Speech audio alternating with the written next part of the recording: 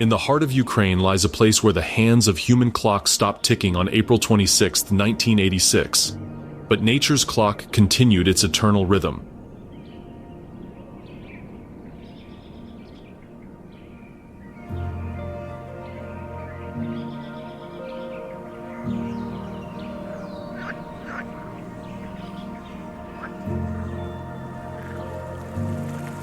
This is the Chernobyl Exclusion Zone, a 2,600 square kilometer testament to both human folly and nature's incredible resilience.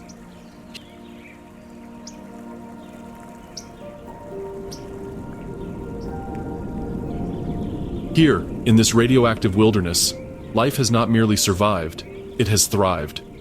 The absence of human interference has created an unexpected Eden, where wolves howl across abandoned playgrounds, where bears lumber through empty villages, and where rare birds nest in the remnants of a nuclear reactor's cooling towers. The very radiation that drove humans away has become nature's protective barrier, creating Europe's largest wildlife preserve. The exclusion zone pulses with wild energy. Forests have exploded beyond their former boundaries, consuming roads and buildings with relentless green fingers. Rivers run cleaner than they have in decades. The air, once thick with industrial pollution, now carries only the pure scents of pine, wildflowers, and the rich earth of untouched wetlands. This is not a story of environmental disaster. This is a story of triumph, a story of how life finds a way when given the chance to flourish without human interference.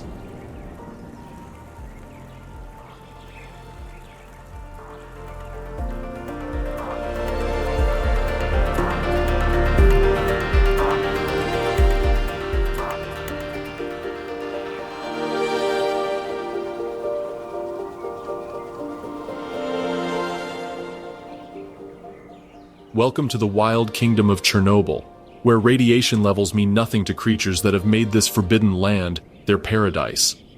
Stretching across the border between Ukraine and Belarus, the Chernobyl Exclusion Zone encompasses a diverse tapestry of ecosystems.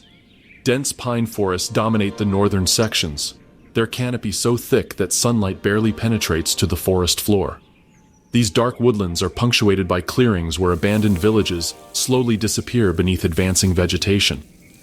To the south, mixed deciduous forests create a more open environment. Oak, birch, and maple trees provide varied habitats from ground level to canopy.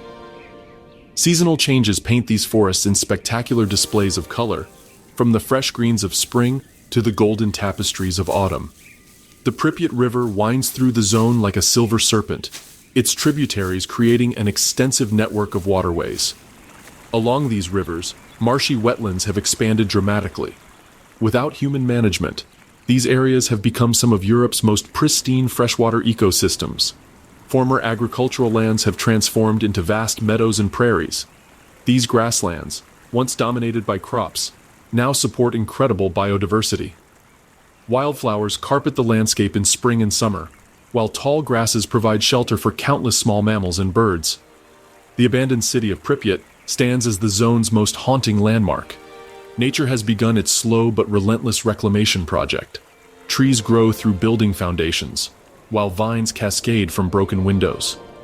These urban ruins have become artificial cliffs and caves, providing unique nesting sites for various species. Within this diverse landscape, some remarkable species have emerged as the stars of this natural theater. Each has adapted to life in the exclusion zone in unique ways, and together they tell the story of nature's incredible ability to heal and flourish. From the apex predators that rule the forests, to the smallest creatures that maintain the ecosystem's foundation, each animal plays a crucial role in this extraordinary wilderness.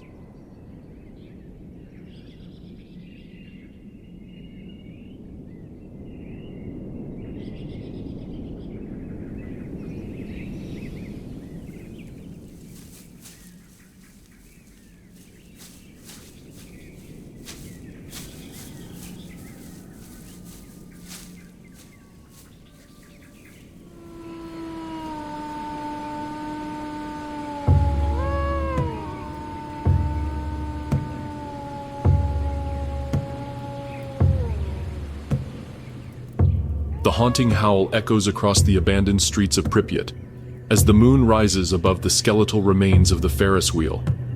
A magnificent gray wolf, her silver coat gleaming in the ethereal light, stands atop a collapsed concrete barrier.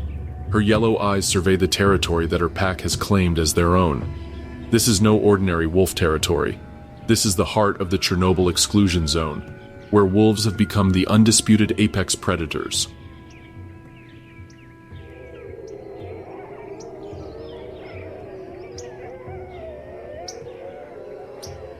In the decades following the disaster, wolf populations in the zone have increased sevenfold compared to nearby uncontaminated areas. These wolves are larger, bolder, and more successful hunters than their counterparts in human-populated regions. The alpha female leading this pack weighs nearly 60 kilograms. Her muscular frame testament to the abundant prey that thrives in this radioactive wilderness. The pack moves through their territory with practiced efficiency. 7 adults and 4 yearlings comprise this family unit, their coordination honed by countless hunts across the zone's diverse terrain.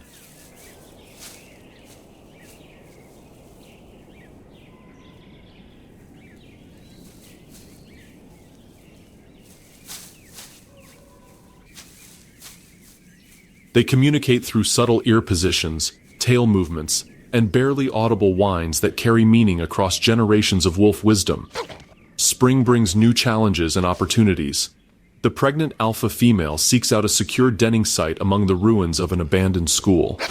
The crumbling building provides perfect protection from the elements, while offering multiple escape routes should danger threaten her future pups. Her mate stands sentinel, his massive frame silhouetted against the dawn sky as he scans for potential threats. As summer arrives, the pack's hunting patterns shift. The abundant wild boar population provides their primary food source, but these wolves have also learned to take advantage of the zone's unique opportunities. They've developed techniques for hunting in the dense forests, using the abandoned structures as ambush points and funneling prey through strategic corridors. Autumn transforms the wolves into tireless travelers.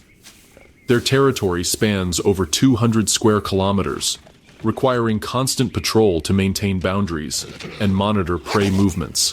The pack's howling sessions become more frequent as they communicate across vast distances, their voices carrying messages of territory, pack status, and hunting success.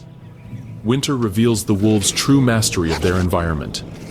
Their thick coats, grown dense and luxurious, protect them from temperatures that plummet far below freezing. They move like gray shadows through the snow-covered landscape, their large paws acting as natural snowshoes that allow them to pursue prey where other predators cannot follow. The wolves' success in the zone extends beyond mere survival. They are actively shaping the ecosystem through their predation patterns, controlling herbivore populations, and creating opportunities for forest regeneration. Their presence has restored a natural balance that had been absent from this landscape for over a century. As the alpha female's haunting call fades into the night, another predator stirs in the darkness. The wolves' dominance of the land is absolute, but the waters and wetlands of the zone belong to a different sovereign.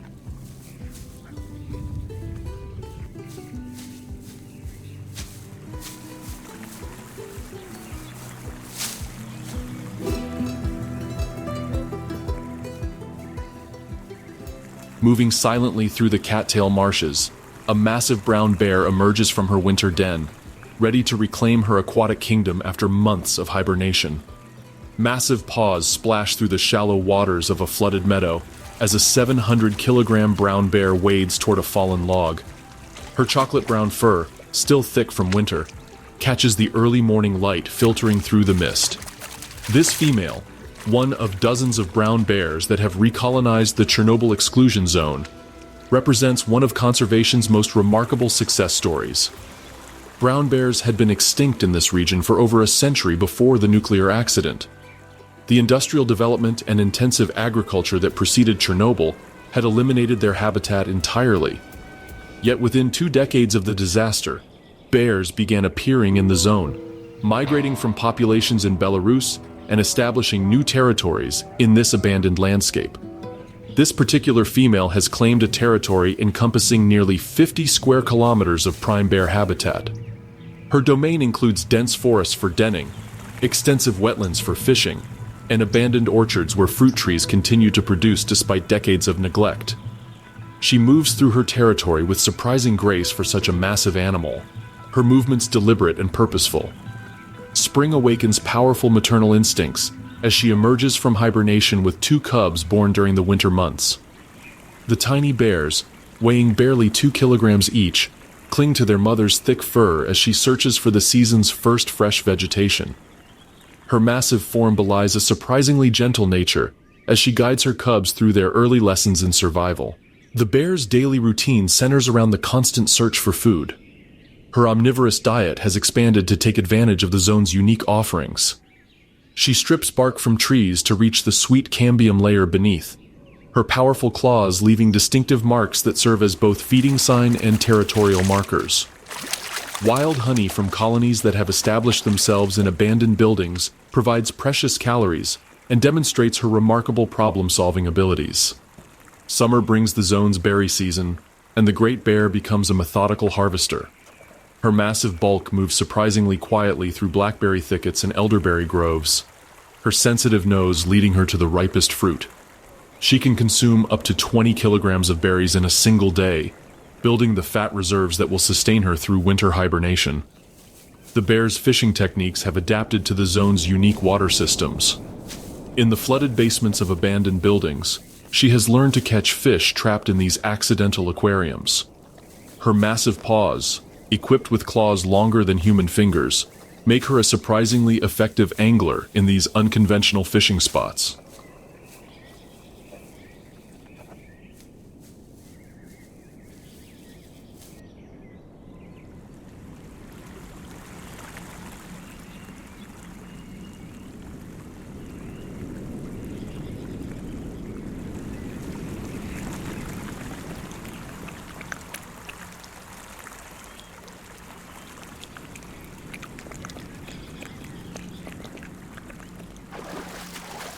Autumn triggers an intensity of purpose as the bear enters hyperphagia, the period of excessive eating that prepares her for hibernation.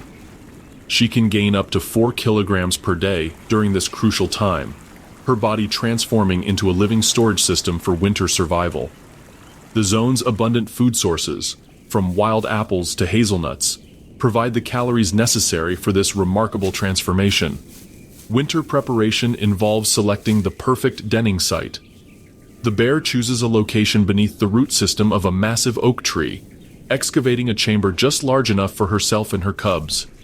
The entrance faces downhill to prevent flooding, while the chamber's orientation takes advantage of the tree's insulation properties. As the bear settles into her winter den, the zone's landscape transforms around her sleeping form. While she dreams through the coldest months, another predator maintains its vigilance through the harsh season.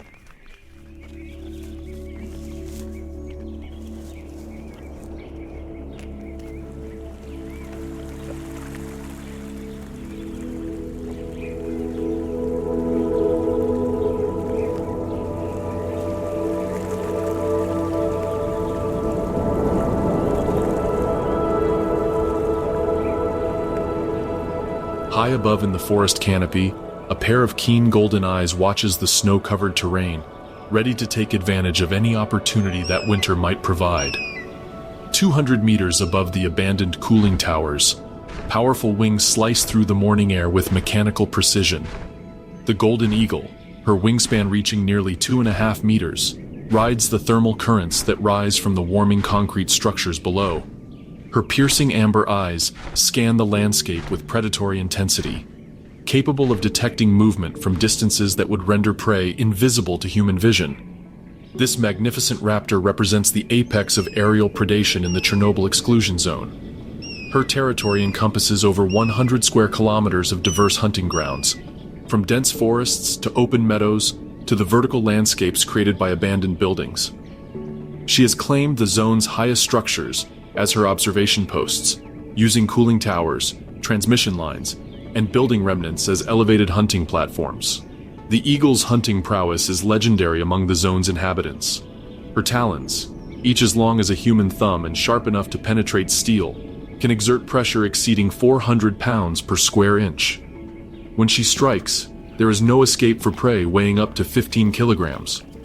Rabbits, young deer, and even small wild boar piglets fall victim to her devastating attacks. Spring brings the annual ritual of nest building and mate selection. The eagle pair has chosen a massive oak tree near the edge of the exclusion zone for their eyrie. The nest, built over several years, measures nearly 3 meters across and towers 2 meters high. Constructed from branches as thick as human arms and lined with softer materials scavenged from abandoned buildings, it represents one of the largest bird nests in Europe. The female's courtship displays are spectacular aerial ballets performed hundreds of meters above the ground. She locks talons with her mate, and together they cartwheel through the sky, their bodies spinning in death-defying spirals before breaking apart moments before impact.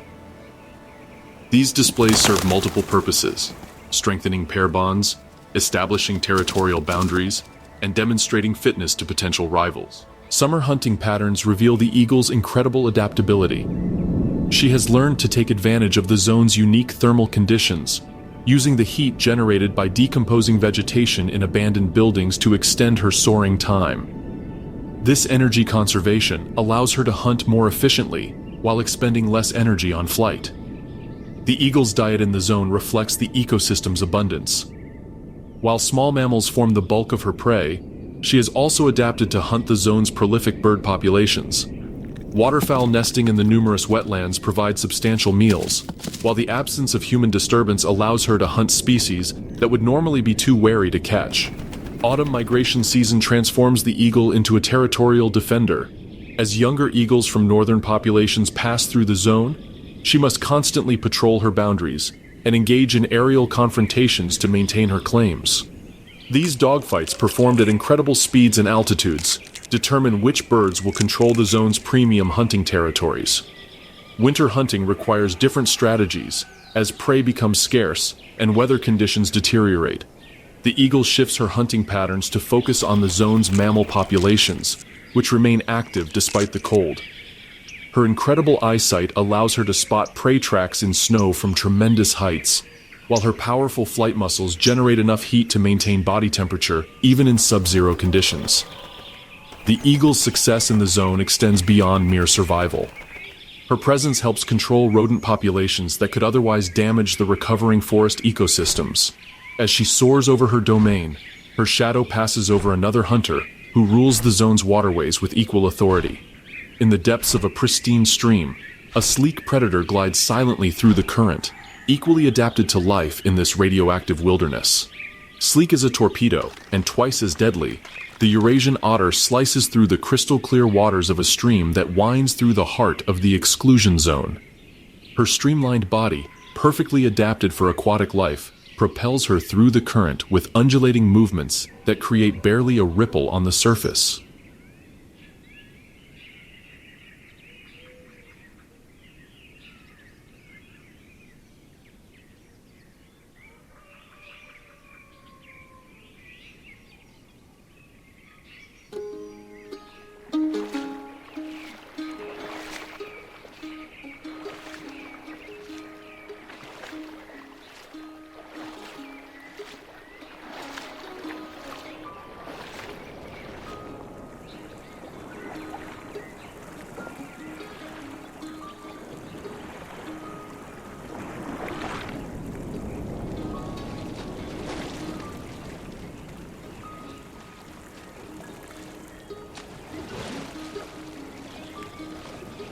This remarkable predator has found paradise in the zone's extensive network of clean waterways.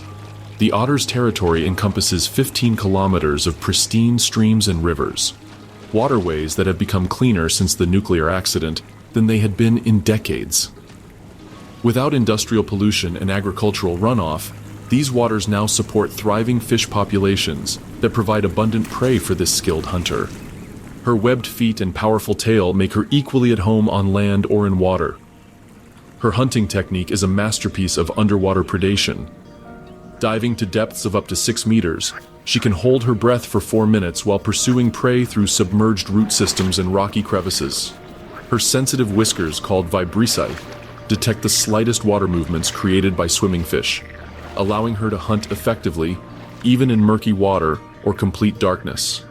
Spring brings the challenge of raising a new litter of cubs.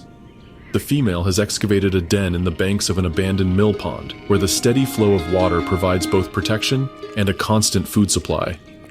Her 3 cubs, born blind and helpless, depend entirely on her hunting skills for survival.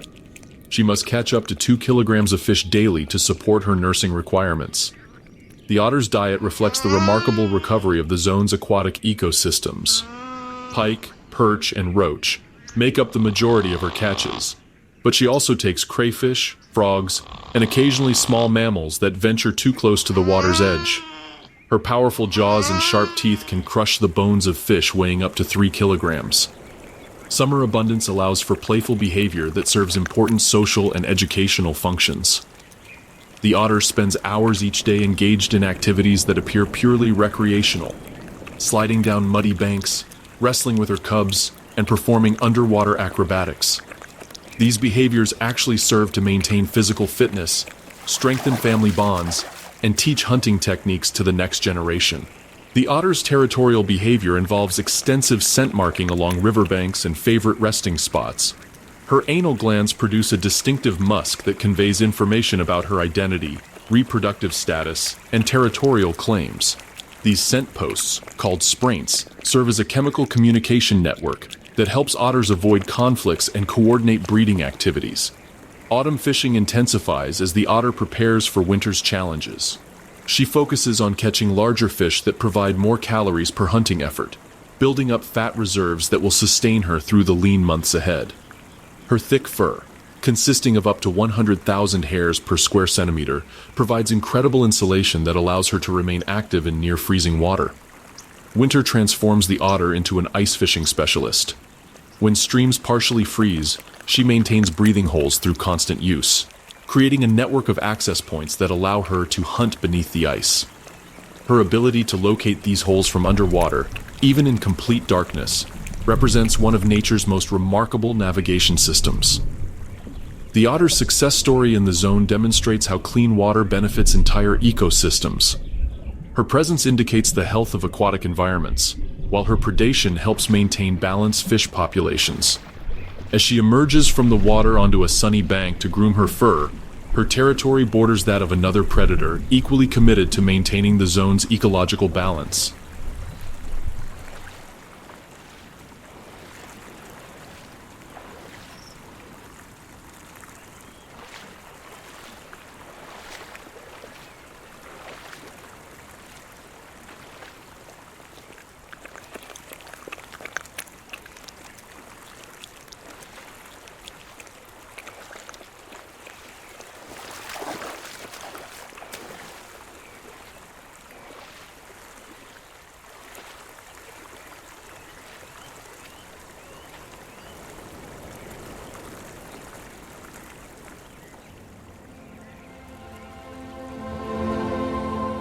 In the nearby forest, a powerful cat prepares for the night's hunt.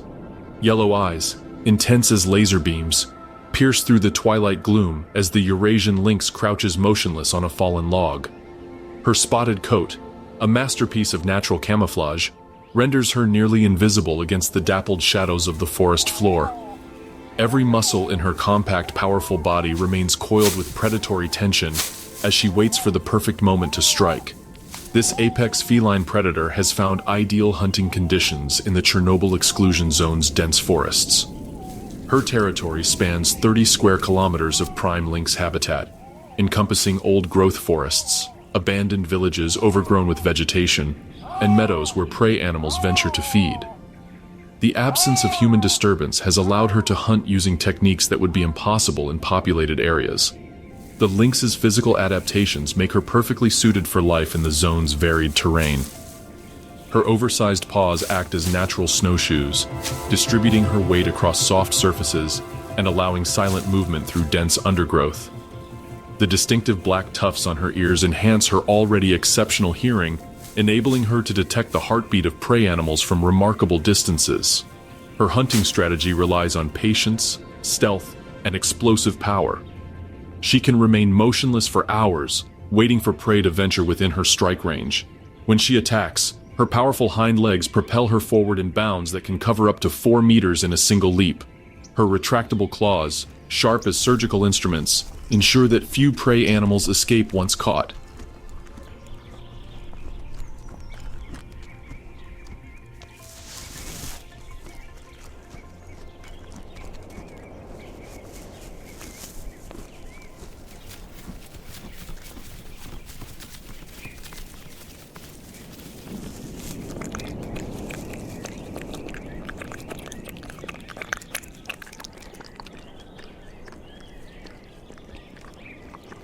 Spring brings the responsibility of raising cubs in one of the zone's most challenging environments.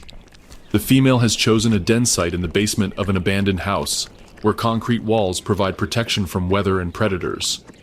Her 2 cubs, born after a gestation period of 70 days, will remain dependent on her hunting skills for their first year of life.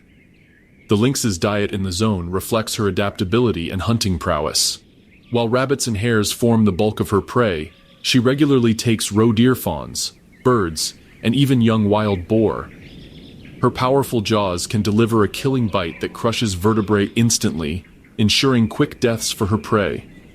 A single large kill can provide sustenance for several days. Summer hunting reveals the lynx's incredible stealth capabilities. She moves through the forest like a living shadow, her padded feet making no sound on fallen leaves or forest debris. Her spotted coat breaks up her outline so effectively that prey animals often fail to detect her presence until it's too late. She has been observed sitting within meters of feeding deer without being noticed. The lynx's territorial behavior involves extensive scent marking using urine, feces, and secretions from facial glands. These chemical messages communicate her presence to other lynx while providing information about her reproductive status and hunting success. Her territory overlaps with others of her species, but temporal avoidance prevents most direct confrontations. Autumn intensifies her hunting activities as she prepares for winter's challenges. Her thick fur grows even thicker, creating insulation that allows her to remain active in temperatures well below freezing. She focuses on catching larger prey during this season, taking advantage of autumn migrations and the increased activity of prey species preparing for winter. Winter transforms the lynx into a ghost of the snowy landscape. Her large paws allow her to move easily across snow that would bog down other predators, giving her a significant hunting advantage. She has learned to use abandoned buildings as shelter during severe weather, making her one of the few large predators capable of thriving in the zone's harshest conditions. The lynx's presence in the zone indicates the health of forest ecosystems and the abundance of prey species. Her predation helps maintain balanced populations of herbivores, preventing overgrazing that could damage forest regeneration. As she melts back into the forest shadows, her territory borders that of another remarkably successful predator.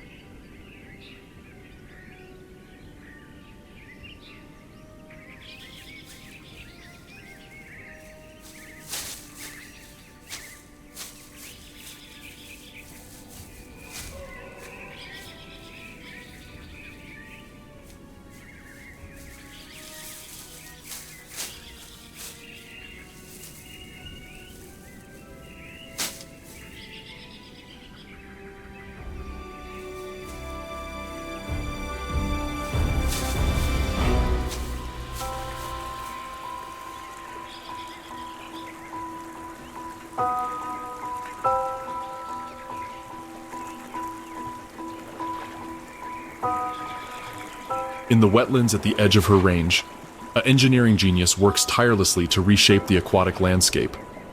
The rhythmic gnawing echoes through the quiet marsh, as powerful orange teeth slice through the trunk of a 30-centimeter birch tree.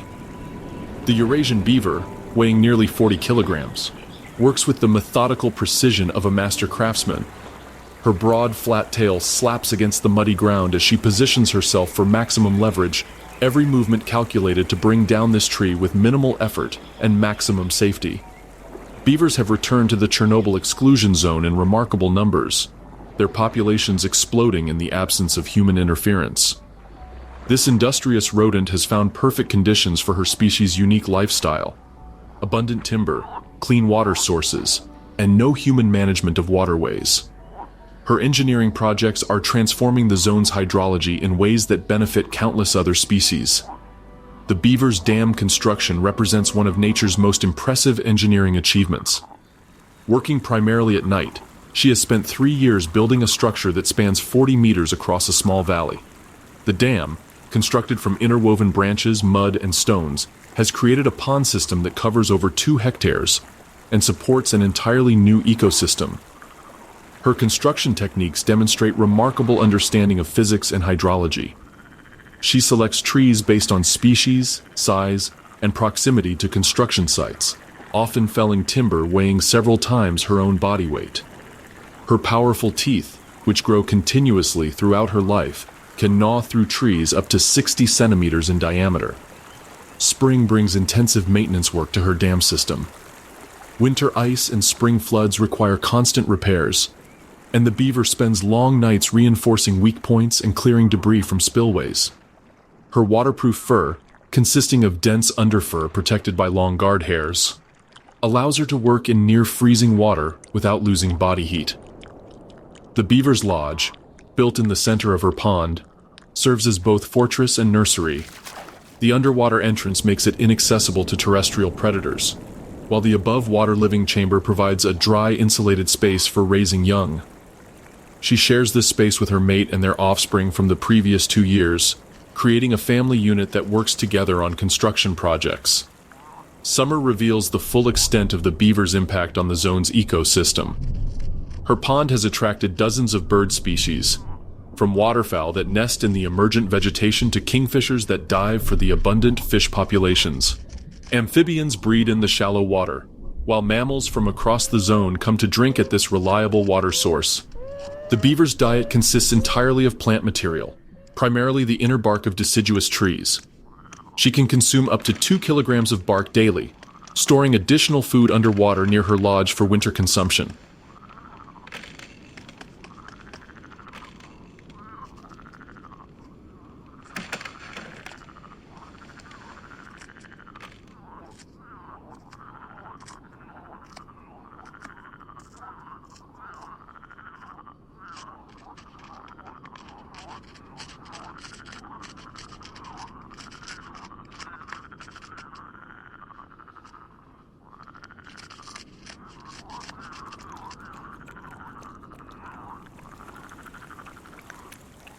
Her digestive system, equipped with specialized bacteria, can extract nutrients from cellulose that other mammals cannot digest.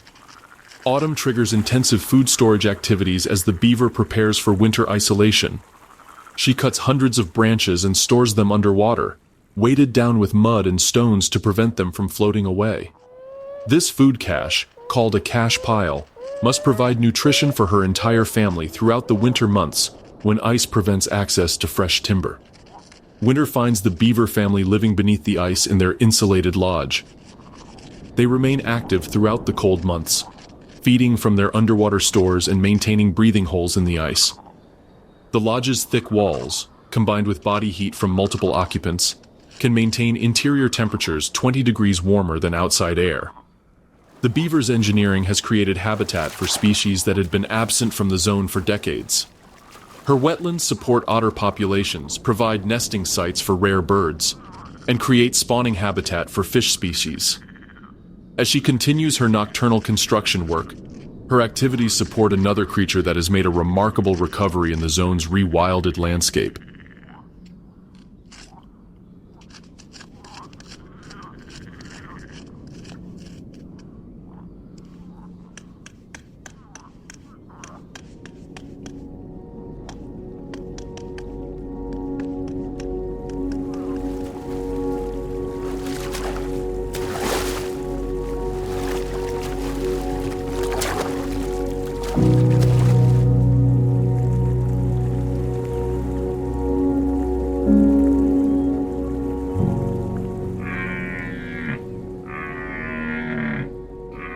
In the meadows adjacent to her pond, a massive herbivore emerges from the forest to graze in the safety of this engineered paradise.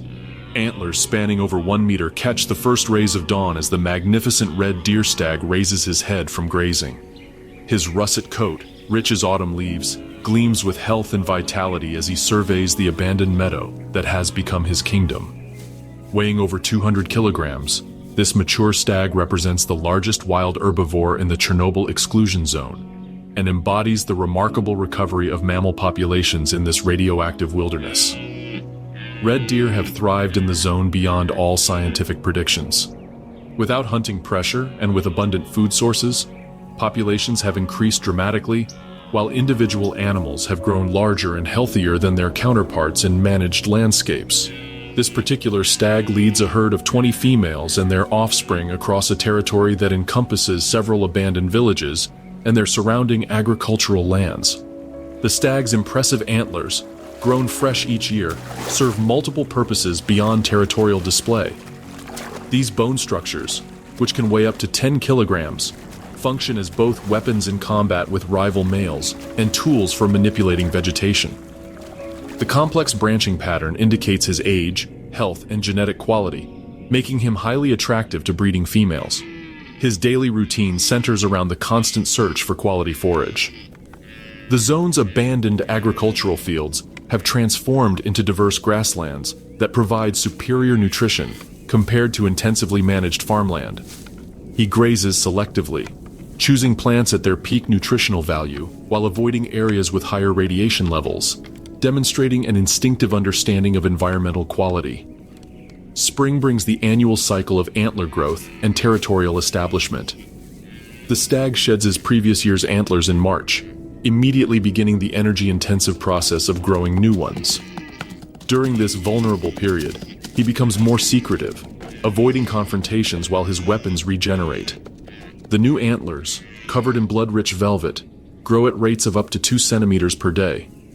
The red deer's impact on the zone's ecosystem extends far beyond simple grazing. His selective feeding helps maintain plant diversity in grassland communities, while his movement patterns create trails that other animals utilize for efficient travel. His wallowing behavior, performed in muddy areas during rutting season, creates microhabitats that support unique plant and insect communities.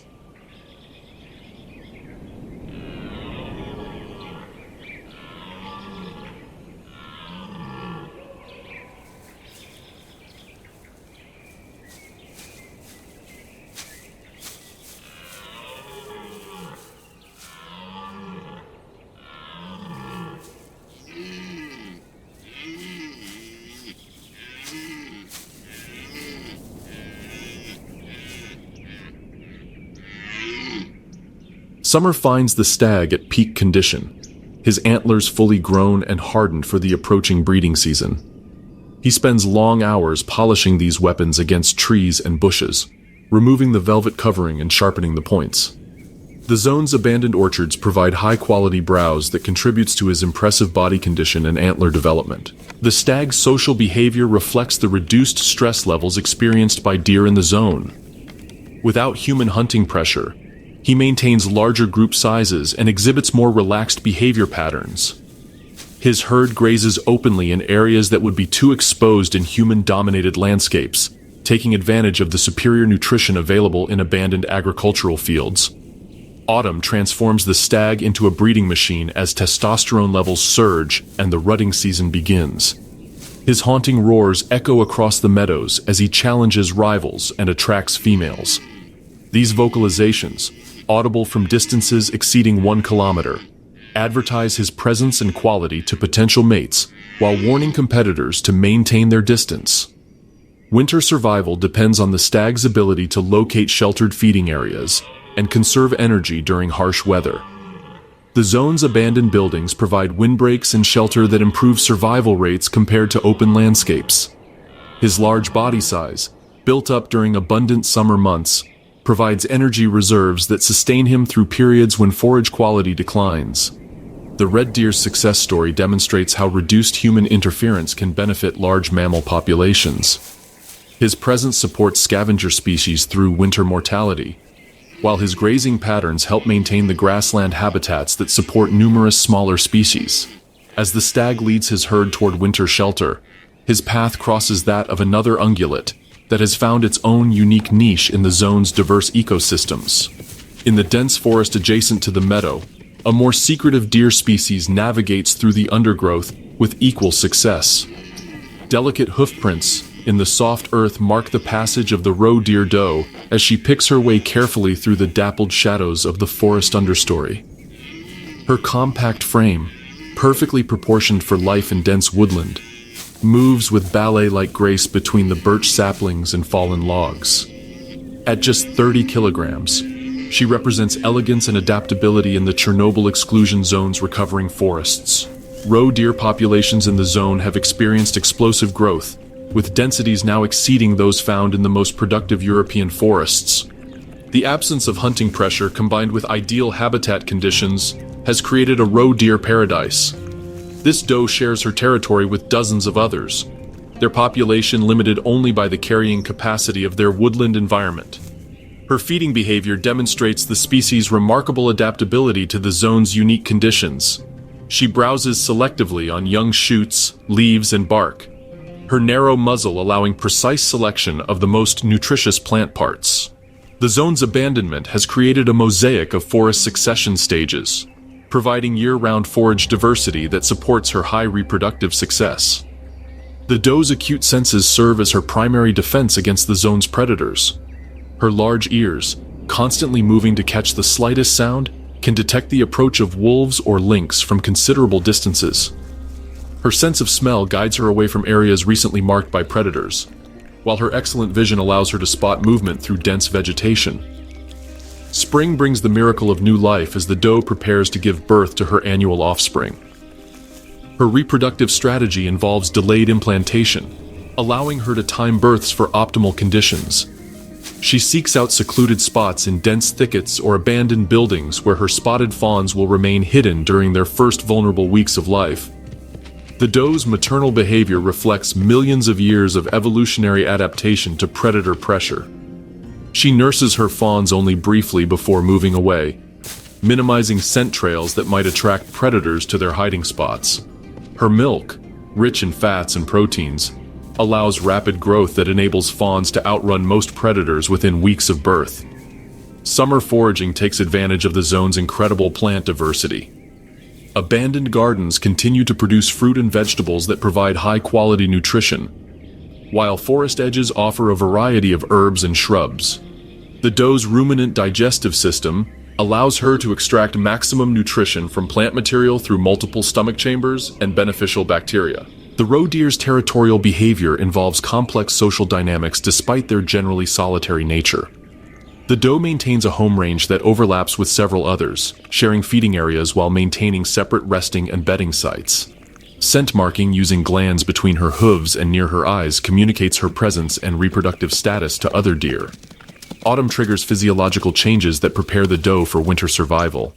Her coat grows thicker and darker, providing improved insulation against cold temperatures. She increases her feeding intensity, building fat reserves that will sustain her through periods when high-quality forage becomes scarce. Winter behavior demonstrates the roe deer's remarkable ability to survive in harsh conditions. The doe reduces her activity levels to conserve energy, spending more time resting in sheltered locations. Her ability to metabolize lower-quality browse allows her to survive on bark, twigs, and dried vegetation when other food sources are unavailable. The roe deer's success in the zone contributes to the entire ecosystem's health. Her browsing patterns help maintain forest diversity by preventing any single plant species from dominating.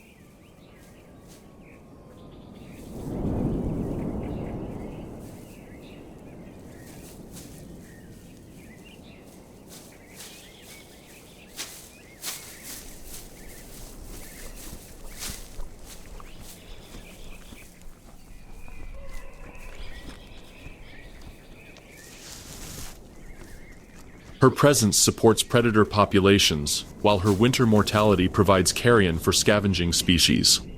As she disappears into the forest depths, her territory borders that of another successful mammal that has made the zone's diverse habitats its own.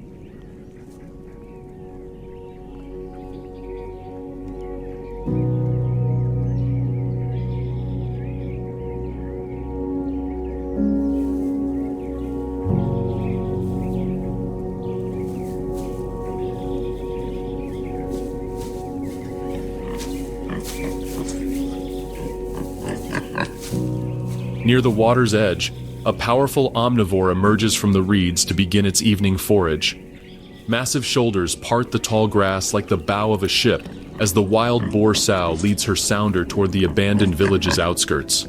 Her coarse black bristles catch the late afternoon light, highlighting the powerful musculature that makes her one of the zone's most formidable inhabitants. Weighing nearly 150 kilograms, this matriarch commands respect from all but the largest predators in the Chernobyl Exclusion Zone. Wild boar populations in the zone have exploded beyond all predictions, increasing 20-fold since the nuclear accident. These intelligent omnivores have found perfect conditions for population growth, abundant food sources, minimal human interference, and diverse habitat types that support their complex social structures.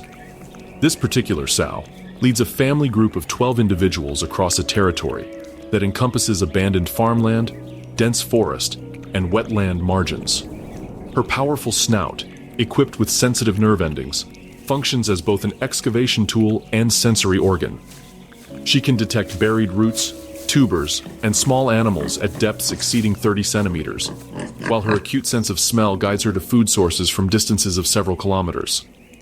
Her curved tusks, sharp as daggers and constantly growing, serve as weapons and tools for digging and bark stripping.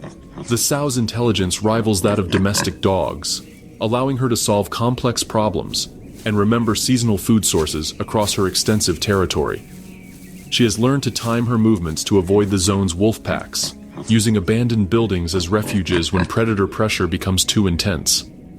Her memory maps include dozens of wallowing sites, feeding areas, and escape routes.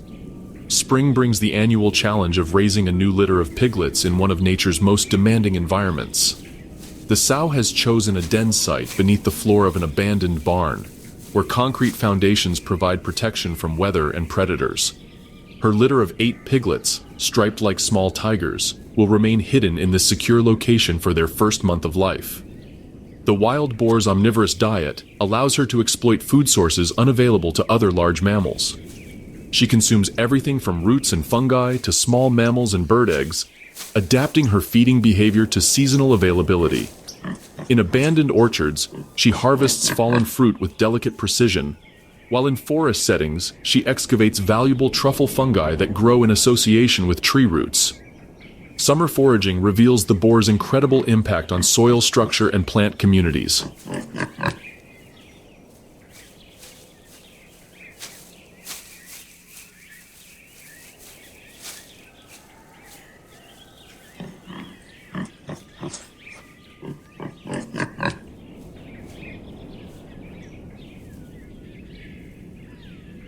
Her rooting behavior, performed with pneumatic drill efficiency, churns soil to depths exceeding half a meter. This bioturbation exposes buried seeds, creates germination sites for new plants, and increases soil oxygenation that benefits entire plant communities. The sow's social behavior demonstrates complex communication systems that coordinate group activities across large territories. She uses over 20 distinct vocalizations to communicate with her sounder, from soft grunts that maintain contact during feeding, to explosive alarm calls that warn of approaching danger. Her scent marking involves specialized glands that convey detailed information about her identity and reproductive status. Autumn transforms the boar into a relentless foraging machine as she prepares for winter's challenges. She can gain up to 2 kilograms per day during this crucial period, her body transforming into a living energy storage system. The zone's abundant mast crops, including acorns, beechnuts, and hazelnuts, provide the high-calorie foods necessary for winter survival. Winter demonstrates the wild boar's remarkable cold tolerance and survival adaptability. Her thick winter coat, combined with subcutaneous fat layers, provides insulation that allows activity in temperatures well below freezing. She modifies her behavior to conserve energy, reducing travel distances, while focusing on high-calorie food sources that provide maximum return on energy investment. The wild boar's ecosystem engineering extends far beyond simple soil disturbance. Her wallowing behavior creates microhabitats that support unique plant communities, while her seed dispersal activities help maintain forest genetic diversity. Her presence supports scavenger species through winter mortality and provides prey opportunities for the zone's apex predators. As she leads her sounder toward evening feeding grounds, her path converges with that of another remarkably adaptable mammal that has made the zone's aquatic margins its domain. In the shallow waters where the forest meets the marsh, a semi-aquatic engineer works tirelessly to maintain its own underwater kingdom. Sleek brown fur glistens with water droplets as the muskrat surfaces near her lodge, a bundle of freshly cut cattail stems clenched firmly in her teeth. Her compact body, perfectly designed for semi-aquatic life, demonstrates the engineering prowess that has made her species one of the zone's most successful colonizers. At just over 1 kilogram, she proves that success in the Chernobyl Exclusion Zone depends more on adaptability than size.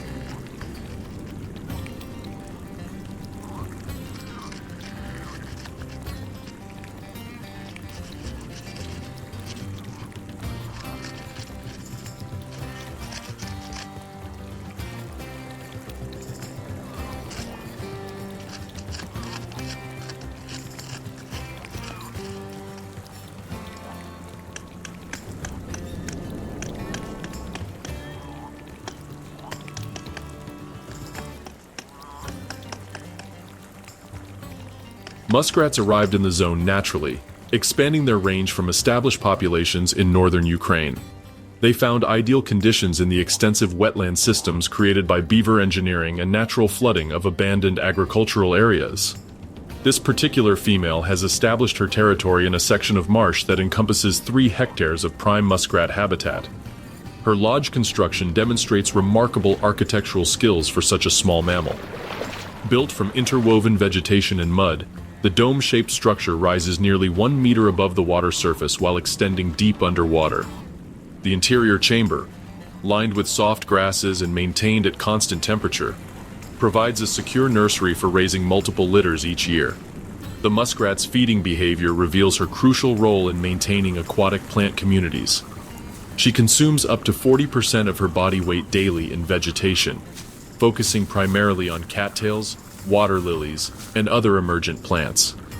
Her selective harvesting prevents any single species from dominating wetland areas, maintaining the plant diversity that supports numerous other species.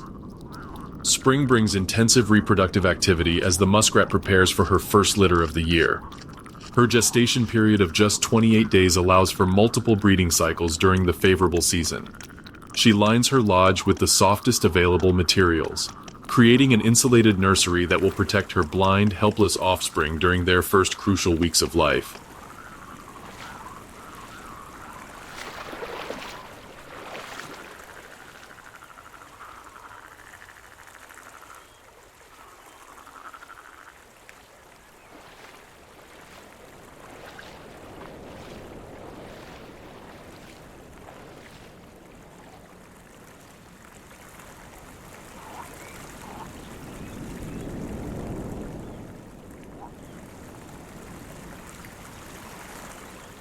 Her swimming abilities rival those of much larger aquatic mammals.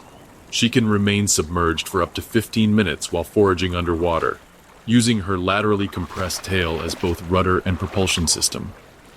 Her hind feet, partially webbed and equipped with stiff bristles, provide powerful swimming strokes that propel her through dense aquatic vegetation. Summer abundance allows the muskrat to cache food for winter consumption. She stores bundles of vegetation in underwater chambers connected to her lodge, creating food supplies that will sustain her family through the harsh months ahead. Her cache management demonstrates sophisticated understanding of plant preservation and seasonal nutrition requirements. The muskrat's territorial behavior involves extensive scent marking using specialized musk glands that give the species its name. These chemical communications establish territory boundaries, advertise reproductive status, and coordinate family group activities. Her territories often overlap with those of other muskrats, creating complex social networks that maximize habitat utilization. Autumn triggers intensive lodge maintenance and food storage activities. The muskrat reinforces her lodge walls with fresh mud and vegetation, ensuring structural integrity that will withstand winter ice formation. She increases her food caching activities, storing enough vegetation to support her family through months when fresh plant growth becomes unavailable. Winter finds the muskrat family living beneath the ice in their insulated lodge. They remain active throughout the cold season, accessing their food caches through underwater tunnels and maintaining breathing holes in the ice. The lodge's thick walls and multiple occupants create interior temperatures that remain well above freezing even during severe cold snaps. The muskrat's presence indicates the health of wetland ecosystems while supporting numerous other species. Her lodges provide nesting sites for waterfowl, while her feeding activities create open water areas that benefit fish and amphibian populations. Her consistent reproduction supports predator populations, particularly the zone's recovering otter population. As she completes her evening lodge maintenance, her activities are observed by another wetland specialist that has found abundant opportunities in the zone's pristine water systems.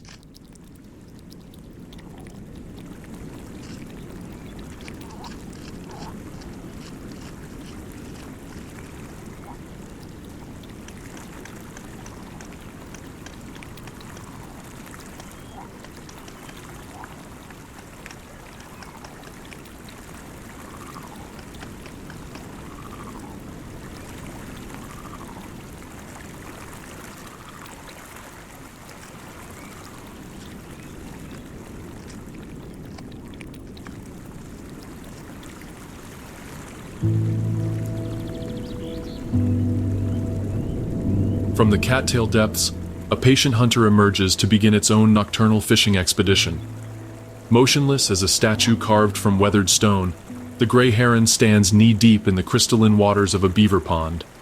Her elegant neck, folded into an S-curve and ready to strike with lightning speed, positions her for the perfect fishing opportunity. Every line of her meter-tall frame speaks of patience and predatory precision as she waits for unsuspecting prey to venture within striking distance. Gray herons have found exceptional hunting conditions in the Chernobyl Exclusion Zone's pristine water systems.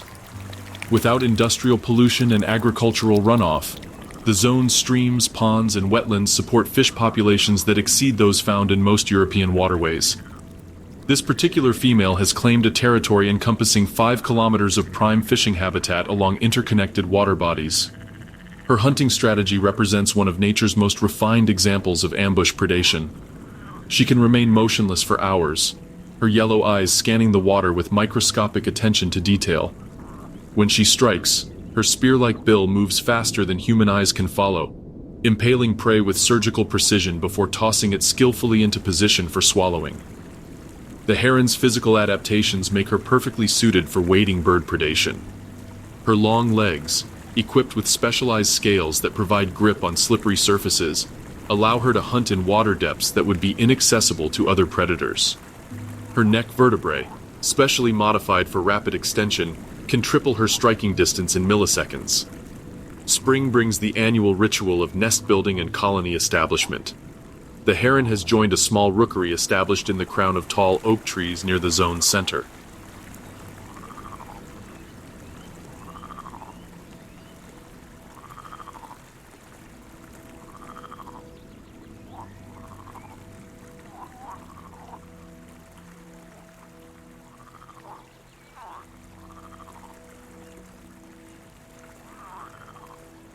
Her nest, a substantial platform of sticks and branches, measures over 1 meter across and requires constant maintenance throughout the breeding season. The elevated location provides security from ground predators while offering excellent views of surrounding hunting territories. Her diet in the zone reflects the incredible diversity of aquatic life that has flourished in clean water conditions. While fish form the majority of her prey, she also takes frogs, water voles, and occasionally small birds that venture too close to the water's edge. Her opportunistic feeding behavior includes scavenging and even taking young waterfowl when the opportunity arises. Summer fishing takes advantage of the zone's unique thermal conditions. The heron has learned to hunt during optimal times when fish activity peaks, often focusing her efforts during dawn and dusk when prey species are most active. Her exceptional eyesight allows her to detect fish movement even in murky water, while her ability to compensate for light refraction ensures accurate strikes. The heron's social behavior during breeding season demonstrates complex coordination between paired birds. She and her mate take turns incubating their clutch of 4 eggs, maintaining constant temperature and humidity levels crucial for successful development. Their synchronized feeding schedules ensure that both adults can hunt while maintaining nest security. Autumn migration presents the heron with choices unavailable to most zone inhabitants. While many of her species migrate south to warmer climates, the zone's stable food supply and reduced winter severity allow some individuals to remain year-round. Her decision to stay provides consistent predation pressure that helps maintain balanced fish populations throughout the winter months. Winter fishing requires adapted techniques as ice formation limits access to open water. The heron focuses her attention on areas where moving water prevents complete freezing, often hunting near beaver dams where water flow maintains ice-free zones. Her ability to fast for extended periods allows her to survive temporary food shortages during severe weather events.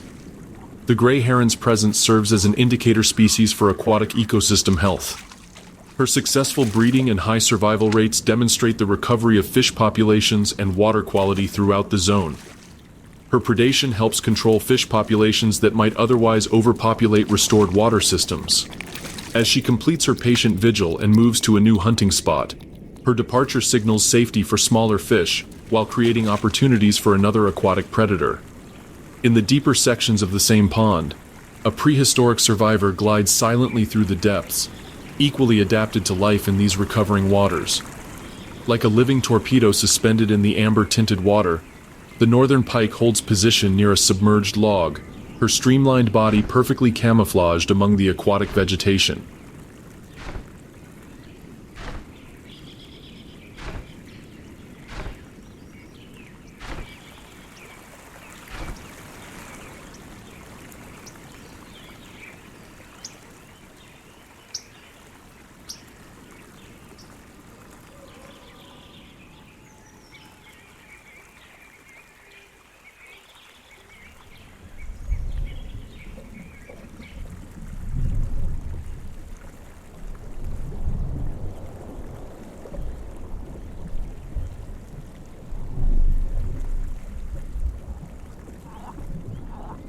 At over 1 meter in length and weighing 15 kilograms, this apex aquatic predator represents one of the zone's most successful fish species.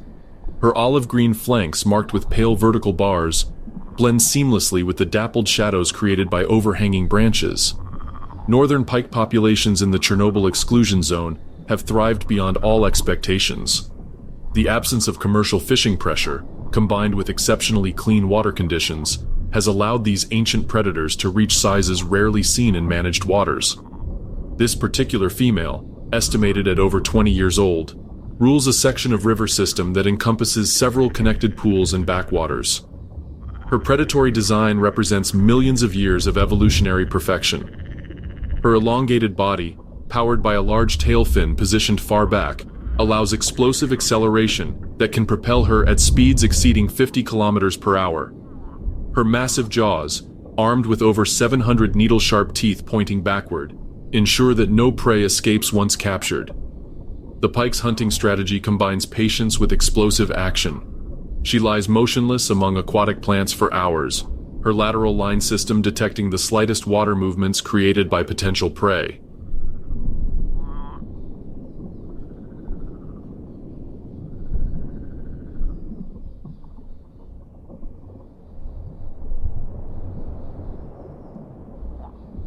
Her excellent eyesight allows her to spot prey from considerable distances, while her ability to remain perfectly still makes her nearly invisible to approaching fish.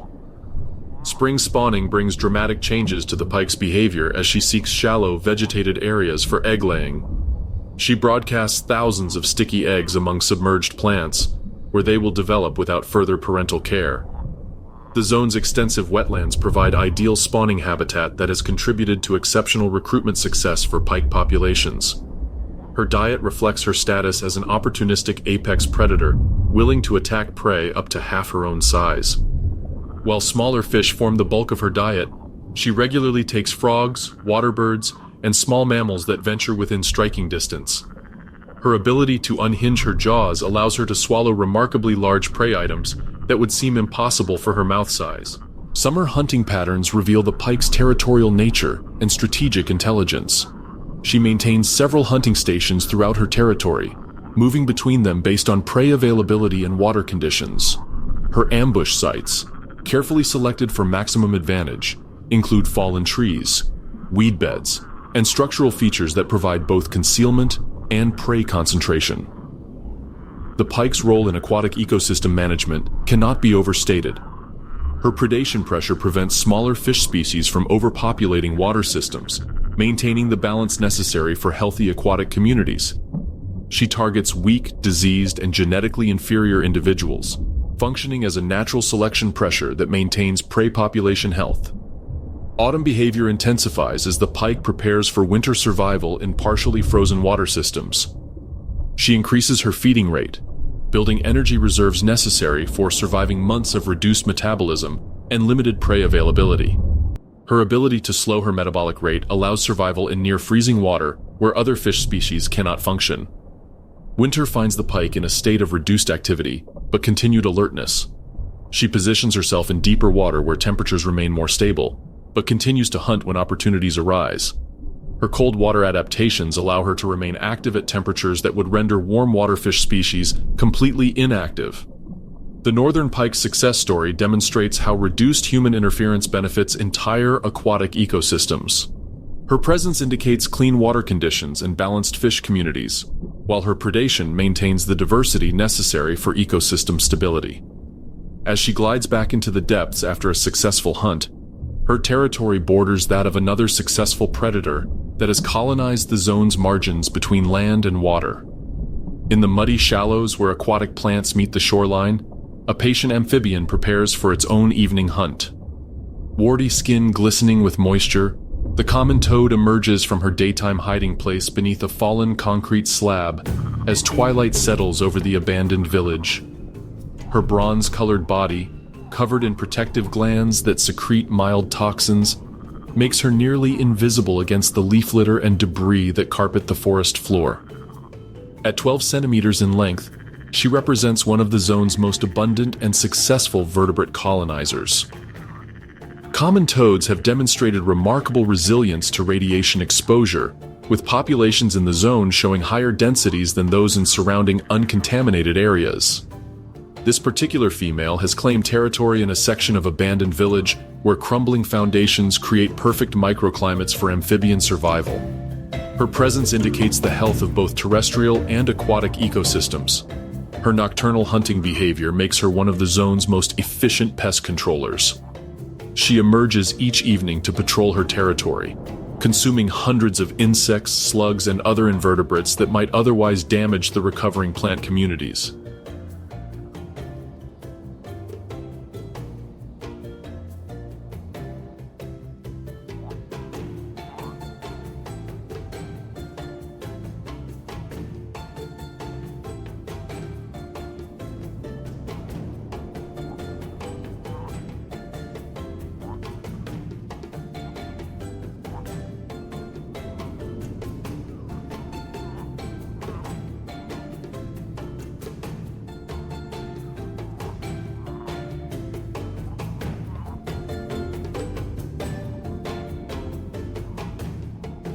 Magnetic fields, and chemical gradients to locate the pond where she was born decades earlier.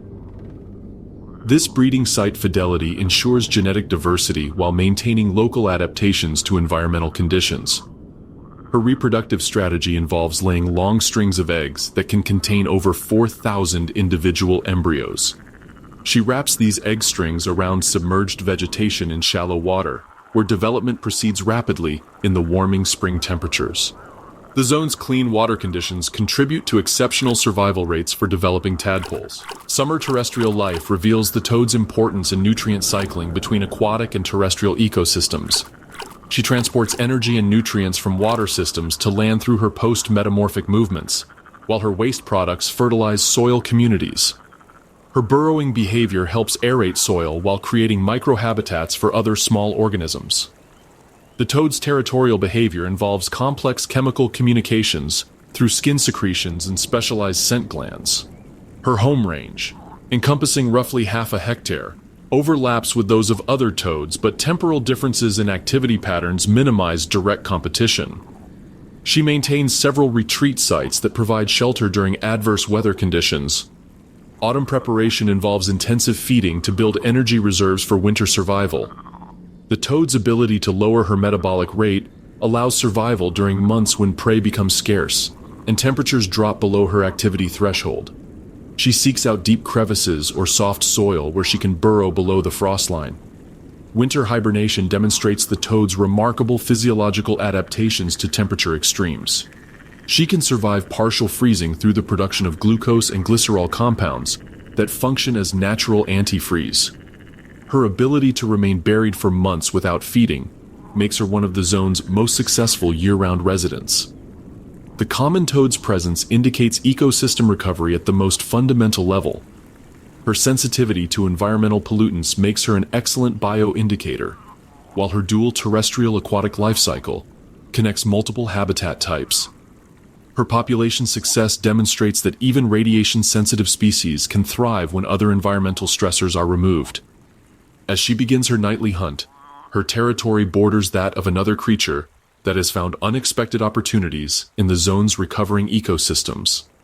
In the canopy above, a nocturnal aerial hunter prepares to take advantage of the abundance of flying insects that emerge in this chemical-free environment.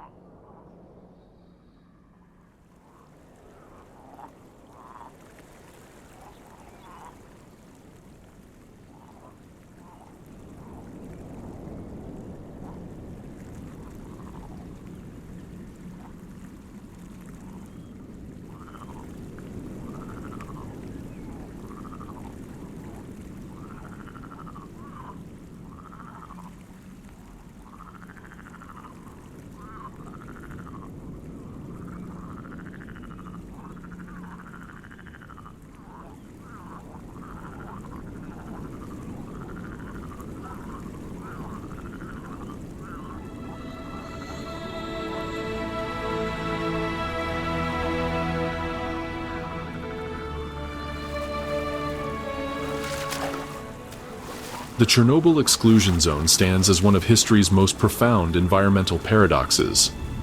What began as humanity's worst nuclear accident has evolved into one of Europe's most successful wildlife conservation stories, not despite human impact, but because of human absence.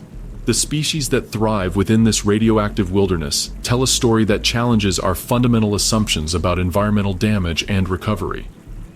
The zone's transformation into a wildlife paradise reveals uncomfortable truths about human influence on natural ecosystems. While radiation levels remain elevated throughout the area, they pale in comparison to the environmental pressures that modern civilization routinely inflicts upon wildlife. Habitat destruction, chemical pollution, hunting pressure, traffic mortality, and the constant stress of human presence. The exclusion zone's animals face radiation exposure, yet they flourish in ways impossible in human-dominated landscapes. This success story illuminates the devastating scope of our species' normal environmental impact. Wolf populations 7 times higher than surrounding areas, explosive growth in large mammal numbers, and the return of species absent for over a century demonstrate what European ecosystems could achieve without constant human interference. The zone serves as an accidental control group, showing us the Europe that existed before industrial civilization reshaped the continent. The zone's wildlife populations also face uncertain futures. Radiation effects may manifest in ways not yet understood, while climate change and potential policy changes could threaten the sanctuary that accident created.